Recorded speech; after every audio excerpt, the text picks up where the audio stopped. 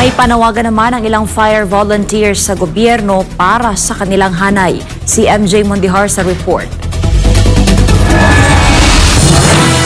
Para sa fire volunteer na si Triad, palagi nasa peligro ang kanilang buhay tuwing panahon ng sakuna at sunog. Hindi raw nila ito alintana dahil nais lamang ng kanilang hanay na tumulong. Kahit walang bayad ang serbisyo bilang volunteers, mananatili raw silang on-call sa panahon ng emergency. Pero kung may request man daw sila sa pamahalaan, sana ay magkaroon ng insurance system para sa kanila. Kahit insurance siguro, no, or anything na mabigyan din kami ng protection para mas tumaas yung moral namin sa tulong. Ganito rin ang nakikita ni Walter, mahigit 20 taon ng fire volunteer sa Malabon. Anya, marami sa kanyang kasamahan ang nasugatan at binawian ng buhay sa gitna ng rescue operations. Totoo lang, malaking bagay para sa amin na kami ay matugunan ang aming mga pangangailangan, mas lalo na sa insurances.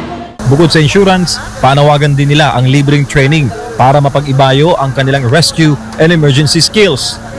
Nataon naman na may tatakbong party list group para katawanin ng mahigit 800,000 fire volunteers sa buong bansa. Ayon sa ang Bombero ng Pilipinas Party List, isa ang insurance program para sa fire volunteers sa kanilang isusulong sa susunod na kongreso. Recently, merong namatayan na volunteer natin during sa pagresponde niya ng sunog dito sa Metro Manila. And walang nakaakibat na provident fund ang ating gobyerno para sa ating mga volunteers. It is a very risky task, no, yung maging voluntaryo ka sa sunog at kalamidad. Bukod sa insurance program, isusulong din ng ABP Party List ang budget allocation for scholarships and discounts sa immediate na pamilya ng fire volunteers. Tayo ay nagpupursige na matulungan natin ang lahat ng mga lokal na pamahalaan na magkaroon hindi lamang ng fire trucks kundi ng mga ambulance. Diin pa ni Pimentel na dating USEC ng Department of Energy, walang batas na nagbibigay proteksyon sa fire volunteers.